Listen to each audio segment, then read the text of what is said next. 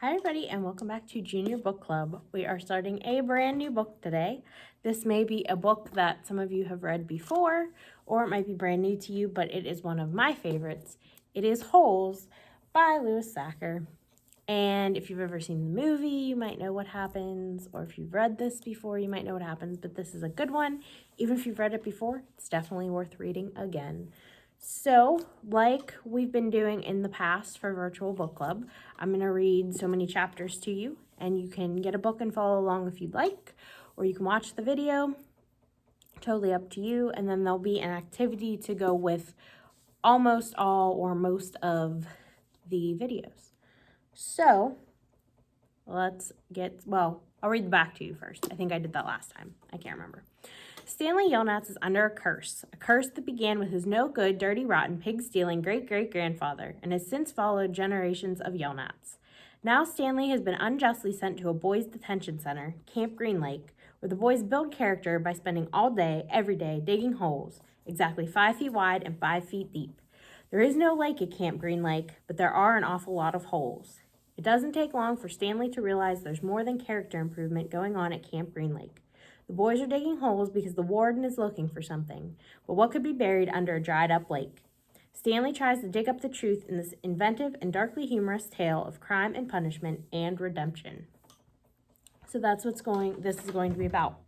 So today, we're going to read chapters 1 through 6, and we're going to get started right now. Or as soon as I can open the book. So, part 1 is called You Are Entering Camp Green Lake. Chapter 1. There is no lake at Camp Green Lake. There once was a very large lake here, the largest lake in Texas. That was over 100 years ago. Now it is just a dry, flat wasteland. There used to be a town of Green Lake as well. The town shriveled and dried up along with the lake and the people who live there. During the summer, the daytime temperature hovers around 95 degrees in the shade, if you can find any shade. There's not much shade in a big dry lake. The only trees are 2 old oaks on the eastern edge of the lake. A hammock is stretched between the 2 trees, and a log cabin stands behind that. The campers are forbidden to lie in the hammock. It belongs to the warden. The warden owns the shade.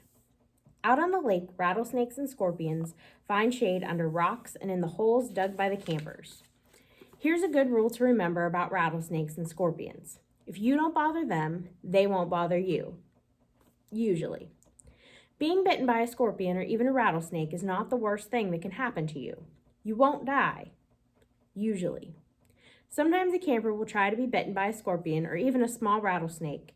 Then he will get to spend a day or 2 recovering in his tent instead of having to dig a hole out on the lake. But you don't want to be bitten by a yellow-spotted lizard. That's the worst thing that can happen to you. You will die a slow and painful death. Always. If you get bitten by a yellow-spotted lizard, you might as well go into the shade of the oak trees and lie in the hammock. There is nothing anyone can do to you anymore. Chapter 2. The reader is probably asking, why would anyone go to Camp Green Lake? Most campers weren't given a choice. Camp Green Lake is camp for bad boys.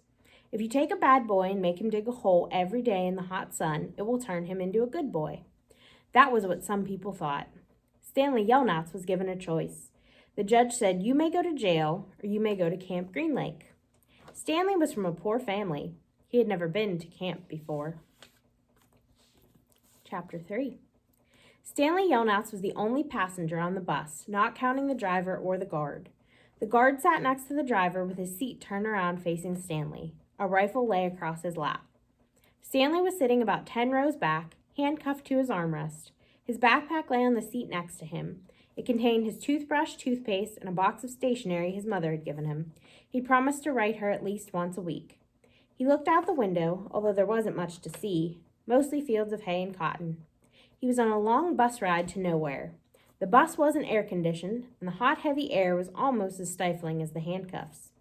Stanley and his parents had tried to pretend that he was just going away to camp for a while, just like rich kids do. When Stanley was younger, he used to play with stuffed animals and pretend the animals were at camp. Camp fun and games, he called it. Sometimes he'd have them play soccer with a marble. Other times they'd run an obstacle course or go bungee jumping off a table, tied to broken rubber bands. Now Stanley tried to pretend he was going to Camp Fun and Games. Maybe he'd make some friends, he thought. At least he'd get to swim in the lake. He didn't have any friends at home. He was overweight, and the kids in his middle school often teased him about his size. Even his teachers sometimes made cruel comments without realizing it. On his last day of school, his math teacher, Mrs. Bell, taught ratios.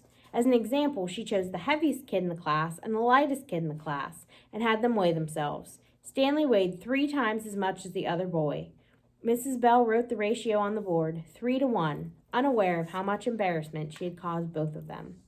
Stanley was arrested later that day. He looked at the guard who sat slumped in his seat and wondered if he had fallen asleep. The guard was wearing sunglasses, so Stanley couldn't see his eyes. Stanley was not a bad kid.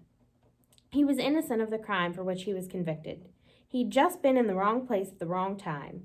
It was all because of his no-good, dirty, rotten, pig-stealing great-great-grandfather. He smiled. It was a family joke. Whenever anything went wrong, they always blamed Stanley's no-good, dirty, rotten, pig-stealing great-great-grandfather. Supposedly, he had a great-great-grandfather who'd stolen a pig from a one-legged gypsy, and she put a curse on him and all his descendants. Stanley and his parents didn't believe in curses, of course, but whenever anything went wrong, it felt good to be able to blame someone. Things went wrong a lot. They always seemed to be in the wrong place at the wrong time. He looked out the window at the vast emptiness. He watched the rise and fall of a telephone wire. In his mind, he could hear his father's gruff voice softly singing to him. If only, the woodpecker sighs, the bark on the tree was just a little bit softer. While the wolf waits below, hungry and lonely, he cries to the moon, if only, if only. It was a song his father used to sing to him. The melody was sweet and sad, but Stanley's favorite part was when his father would howl the word moon. The bus hit a small bump, and the guard sat up instantly alert. Stanley's father was an inventor. To be a successful inventor, you need 3 things: intelligence, perseverance, and just a little bit of luck. Stanley's father was smart and had a lot of perseverance. Once he started a project, he would work on it for years, often going days without sleep. He just never had any luck. Every time an experiment failed, Stanley could hear him cursing his dirty, rotten, pig-stealing great-grandfather. Stanley's father was also named Stanley Yelnats. Stanley's father's full name was Stanley Yelnats III. Our Stanley is Stanley Yelnats IV. Everyone in his family had always liked the fact that Stanley Yelnats was spelled the same frontwards and backwards, so they kept naming their son Stanley. Stanley was an only child, as was every other Stanley Yelnats before him. All of them had something else in common.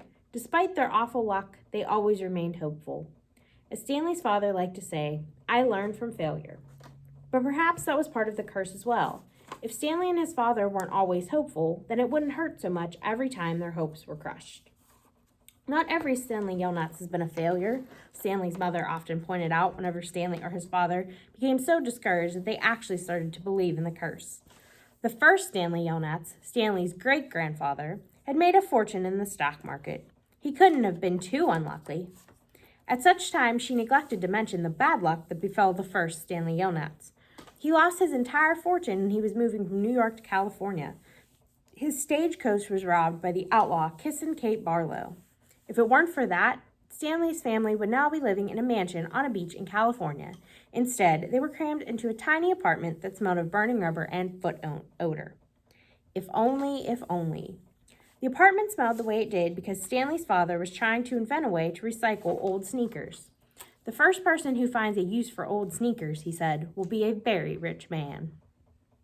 It was the latest project that led to Stanley's arrest. The bus ride became increasingly bumpy because the road was no longer paved. Actually, Stanley had been impressed when he first found out that his great-grandfather was robbed by Kissin' Kate Barlow. True, he would have preferred living on the beach in California, but it was still kind of cool to have someone in your family robbed by a famous outlaw. Kate Barlow didn't actually kiss Stanley's great-grandfather. That would have been really cool, but she only kissed the men she killed. Instead, she robbed him and left him stranded in the middle of the desert. He was lucky to have survived, Stanley's mother was quick to point out. The bus was slowing down. The guard grunted as he stretched his arms. Welcome to Camp Green Lake, said the driver. Stanley looked out the dirty window. He couldn't see a lake, and hardly anything was green. Chapter 4. Stanley felt somewhat dazed as the guard unlocked his handcuffs and let him off the bus. He'd been on the bus for over 8 hours. "Be careful," the bus driver said as Stanley walked down the steps. Stanley wasn't sure if the bus driver meant for him to be careful going down the steps or if he was telling him to be careful at Camp Green Lake. "Thanks for the ride," he said. His mouth was dry and his throat hurt. He stepped onto the hard, dry dirt. There was a band of sweat around his wrists where the handcuff had been. The land was barren and desolate. He could see a few rundown buildings and some tents. Farther away, there was a cabin beneath 2 tall trees. Those 2 trees were the only plant life he could see. There weren't even weeds. The guard led Stanley to a small building. A sign on front said, "You are entering Camp Green Lake Juvenile Correctional Facility." Next to it was another sign which declared that it was a violation of the Texas Penal Code to bring guns, explosives, weapons, drugs, or alcohol onto the premises. As Stanley read the sign, he couldn't help but think, well, duh. The guard led Stanley into the building where he felt the welcome relief of air conditioning. A man was sitting with his feet up on a desk. He turned his head when Stanley and the guard entered, but otherwise didn't move. Even though he was inside, he wore sunglasses and a cowboy hat. He also had a can of soda, and the sight of it made Stanley even more aware of his own thirst. He waited while the bus guard gave the man some papers to sign. "That's a lot of sunflower seeds," the bus guard said. Stanley noticed a burlap sack filled with sunflower seeds on the floor next to the desk. "I quit smoking last month," said the man in the cowboy hat. He had a tattoo of a rattlesnake on his arm, and as he signed his name, the snake's rattle seemed to wiggle. "I used to smoke a pack a day. Now I eat a sack of these every week." The guard laughed. There must have been a small refrigerator behind his desk because the man in the cowboy hat produced 2 more cans of soda. For a second, Stanley hoped that one might be for him, but the man gave one to the guard and said the other was for the driver. 9 hours here, now 9 hours back," the guard grumbled. "What a day." Stanley thought about the long, miserable bus ride and felt a little sorry for the guard and the bus driver. The man in the cowboy hat spit sunflower seed shells into a wastepaper basket. Then he walked around the desk to Stanley. "My name is Mr. Sir," he said. "Whenever you speak to me, you must call me by my name. Is that clear?" Stanley hesitated. Yes, Mr. Sir," he said, though he couldn't imagine that was really the man's name. "You're not in the Girl Scouts anymore," Mr. Sir said. Stanley had to remove his clothes in front of Mr. Sir, who made sure he wasn't hiding anything. He was then given 2 sets of clothes and a towel. Each set consisted of a long-sleeve orange jumpsuit, an orange t-shirt, and yellow socks. Stanley wasn't sure if the socks had been yellow originally. Ugh. He was also given white sneakers, an orange cap, and a canteen made of heavy plastic, which unfortunately was empty. The cap had a piece of cloth sewn on the back of it for neck protection. Stanley got dressed. The clothes smelled like soap. Mr. Sir told him he should wear 1 set to work in and 1 set for relaxation. Laundry was done every 3 days. On that day, his work clothes would be washed, and the other set would become his work clothes, and he would get clean clothes to wear while resting. You're to dig 1 hole each day, including Saturdays and Sundays. Each hole must be 5 feet deep and 5 feet across in every direction. Your shovel is your measuring stick. Breakfast is served at 4:30. Stanley must have looked surprised because Mr. Sir went on to explain that they started early to avoid the hottest part of the day. "No one is going to babysit you," he added. "The longer it takes you to dig, the longer you will be out in the sun. If you dig up anything interesting, you are to report it to me or to any other counselor. When you finish, the rest of the day is yours." Stanley nodded to show he understood. "This isn't a Girl Scout camp," said Mr. Sir. He checked Stanley's backpack and allowed him to keep it. Then he led Stanley outside into the blazing heat. "Take a good look around you," Mr. Sir said. "What do you see?" Stanley looked out across the vast wasteland. The air seemed thick with heat and dirt. "Not much," he said, then hastily added, "Mr. Sir." Mr. Sir laughed. "You see any guard towers?" "No." "How about an electric fence?" "No, Mr. Sir." "There's no fence at all, is there?" "No, Mr. Sir." "You want to run away?" Mr. Sir asked him. Stanley looked at him, unsure what he meant. "If you want to run away, go ahead, start running. I'm not going to stop you." Stanley didn't know what kind of game Mr. Sir was playing. "I see you're looking at my gun. Don't worry, I'm not going to shoot you." He tapped his holster. "This is for the yellow-spotted lizard. I wouldn't waste a bullet on you." "I'm not going to run away," Stanley said. "Good thinking," said Mr. Sir. "Nobody runs away from here. We don't need a fence. Know why? Because we've got the only water for 100 miles. You want to run away? You'll be buzzard food in 3 days. Stanley could see some kids dressed in orange and carrying shovels dragging themselves toward the tents. You thirsty? Asked Mr. Sir. Yes, Mr. Sir, Stanley said gratefully. Well, you better get used to it. You're going to be thirsty for the next 18 months. Chapter 5. There were 6 large gray tents, and each one had a black letter on it, A, B, C, D, E, or F. The first 5 tents were for the campers. The counselors slept in F. Stanley was assigned to D tent. Mr. Pendanski was his counselor. My name is easy to remember, said Mr. Pendanski as he shook hands with Stanley just outside the tent. 3 easy words. Pen, dance, key. Mr. Sir returned to the office. Mr. Pendanski was younger than Mr. Sir and not nearly as scary looking. The top of his head was shaved so close it was almost bald, but his face was covered in a thick, curly black beard. His nose was badly sunburned. Mr. Sir isn't really so bad, said Mr. Pendanski. He's just been in a bad mood ever since he quit smoking. The person you've got to worry about is the warden. There's really only one rule at Camp Green Lake. Don't upset the warden. Stanley nodded as if he understood. I want you to know, Stanley, that I respect you, Mr. Pendanski said. I understand you made some bad mistakes in your life. Otherwise, you wouldn't be here, but everyone makes mistakes. You may have done some bad things, but that doesn't mean you're a bad kid. Stanley nodded. It seemed pointless to try to tell his counselor that he was innocent. He figured that everyone probably said that. He didn't want Mr. Pendanski to think he had a bad attitude. I'm going to help you turn your life around, said his counselor, but you're going to have to help too. Can I count on your help? Yes, sir, Stanley said. Mr. Pendanski said, good, and patted Stanley on the back. 2 boys, each carrying a shovel, were coming across the compound. Mr. Pendanski called to them. Rex, Alan, I want you to come say hello to Stanley. He's the newest member of our team. The boys glanced wearily at Stanley. They were dripping with sweat, and their faces were so dirty that it took Stanley a moment to notice that one kid was white and the other was black. What happened to Barf Bag? Asked the black kid. Louis is still in the hospital, said Mr. Pendanski. He won't be returning. He told the boys to come shake Stanley's hand and introduce themselves like gentlemen. Hi, the white kid grunted. That's Alan, said Mr. Pendanski. My name's not Alan, the boy said. It's Squid, and that's X-Ray. Hey, said X-Ray. He smiled and shook Stanley's hand. He wore glasses, but they were so dirty that Stanley wondered how he could see out of them. Mr. Pendanski told Alan to go to the rec hall and bring the other boys to meet Stanley. Then he led him inside the tent. There were 7 cots, each one less than 2 feet from the one next to it. Which was Louis's cot? Mr. Pendanski asked. Barf Bag slept here, said X-Ray, kicking at one of the beds. All right, Stanley, that'll be yours, said Mr. Pendanski. Stanley looked at the cot and nodded. He wasn't particularly thrilled about sleeping in the same cot that had been used by somebody named Barf Bag. 7 crates were stacked in 2 piles at one side of the tent. The open end of the crates faced outward. Stanley put his backpack, change of clothes, and towel in what used to be Barf Bag's crate. It was at the bottom of the stack that had 3 in it. Squid returned with 4 other boys. First, they were introduced by Mr. Pendanski as Jose, Theodore, and Ricky. They called themselves Magnet, Armpit, and Zigzag. They all have nicknames, explained Mr. Pendanski. However, I prefer to use the names that their parents gave them, the names that society will recognize them by when they return to become useful and hardworking members of society. It ain't just a nickname, X-Ray told Mr. Pendanski, tapped the rim of his glasses. I can see inside you, Mom. You've got a big, fat heart. The last boy either didn't have a real name or else he didn't have a nickname.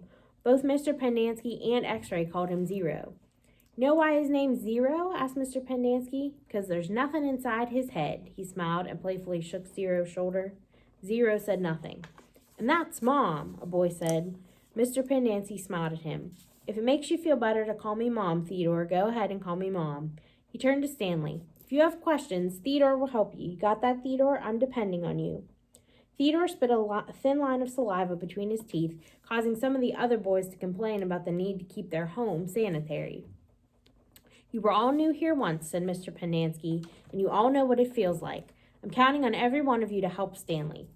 Stanley looked at the ground. Mr. Pendanski left the tent, and soon the other boys began to file out as well, taking their towels and change of clothes with them.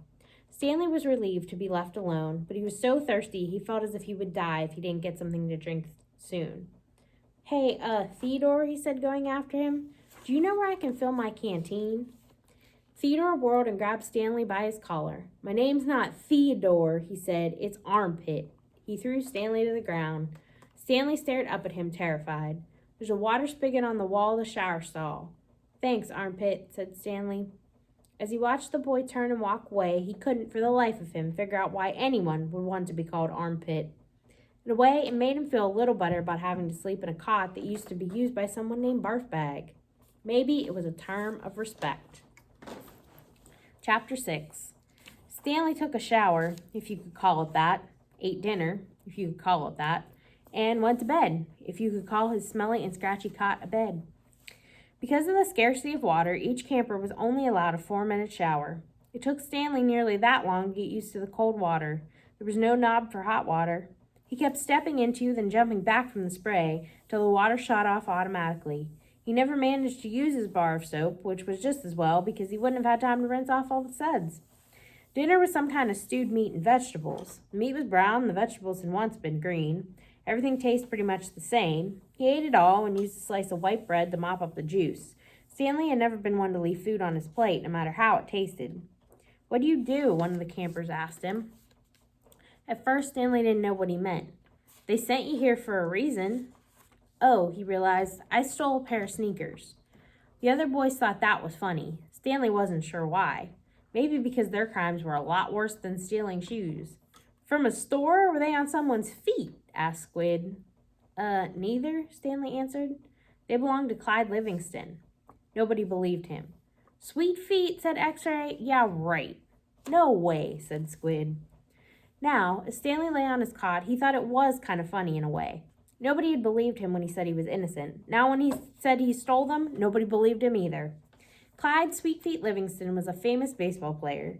He'd led the American League in stolen bases over the last 3 years. He was also the only player in history to ever hit 4 triples in one game. Stanley had a poster of him hanging on the wall of his bedroom. He used to have the poster anyway. He didn't know where it was now. It had been taken by the police and was used as evidence of his guilt in the courtroom. Clyde Livingston also came to court. In spite of everything, when Stanley found out that Sweet Feet was going to be there, he was actually excited about the prospect of meeting his hero. Clyde Livingston testified that they were his sneakers and that he had donated them to help raise money for the homeless shelter. He said he couldn't imagine what kind of horrible person would steal from homeless children. That was the worst part for Stanley. His hero thought he was a no-good, dirty, rotten thief. As Stanley tried to turn over in his cot, he was afraid it was going to collapse under all his weight. He barely fit in it. When he finally managed to roll over on his stomach, the smell was so bad that he had to turn over again and try sleeping on his back. The cot smelled like sour milk. Though it was night, the air was still very warm, and Armpit was snoring 2 cots away. Back at school, a bully named Derek Doone used to torment Stanley. The teachers never took Stanley's complaints seriously because Derek was so much smaller than Stanley. Some teachers even seemed to find it amusing that a little kid like Derek could pick on someone as big as Stanley. On the day Stanley was arrested, Derek had taken Stanley's notebook and after a long game of come and get it, finally dropped it in the toilet in the boys' restroom. By the time Stanley retrieved it, he had missed his bus and had to walk home. It was while he was walking home, carrying his wet notebook with the prospect of having to copy the ruined pages, that the sneakers fell from the sky. "I was walking home and the sneakers fell from the sky," he had told the judge. "One hit me on the head. And it hurt, too." They hadn't exactly fallen from the sky. He had just walked out from under a freeway overpass when the shoe hit him on the head. Stanley took it as some kind of sign. His father had been trying to figure out a way to recycle old sneakers, and suddenly a pair of sneakers fell on top of him, seemingly out of nowhere, like a gift from God. Naturally, he had no way of knowing they belonged to Clyde Livingston. In fact, the shoes were anything but sweet. Whoever had worn them had a bad case of foot odor. Stanley couldn't help but think there was something special about the shoes, that they would somehow provide the key to his father's invention. It was too much of a coincidence to be a mere accident. Stanley had felt like he was holding Destiny's shoes. He ran. Thinking back now, he wasn't sure why he ran. Maybe he was in a hurry to bring the shoes to his father, or maybe he was trying to run away from his miserable and humiliating day at school. A patrol car pulled alongside him. A policeman asked him why he was running. Then he took the shoes and made a call on his radio. Shortly thereafter, Stanley was arrested. It turned out the sneakers had been stolen from a display at the homeless shelter. That evening, rich people were going to come to the shelter and pay $100 to eat the food that the poor people ate every day for free. Clyde Livingston, who had once lived at the shelter when he was younger, was going to speak and sign autographs. His shoes would be auctioned, and it was expected that they would sell for over $5,000. All the money would go to help the homeless. Because of the baseball schedule, Stanley's trial was delayed several months. His parents couldn't afford a lawyer. "You don't need a lawyer," his mother said. "Just tell the truth." Stanley told the truth, but perhaps it would have been better if he had lied a little. He could have said he found the shoes in the street. No one believed they fell from the sky. It wasn't destiny, he realized. It was his no-good, dirty, rotten, pig-stealing great-great-grandfather. The judge called Stanley's crime despicable. The shoes were valued at over $5,000. It was money that would provide food and shelter for the homeless, and you stole that from them, just so you could have a souvenir. The judge said that there was an opening at Camp Green Lake, and he suggested that the discipline of the camp might improve Stanley's character. It was either that or jail. Stanley's parents asked if they could have some time to find out more about Camp Green Lake, but the judge advised them to make a quick decision. Vacancies don't last long at Camp Green Lake. So that is the end of the first 6 chapters of Holes. You have an activity on the blog that you can do to go along with this. We hope you're enjoying this so far. Trust me, it gets really, really good. There's like a little bit of a mystery and things that parallel each other. It's really good. So hope you'll come back next week to hear the next set of chapters. Have a great day.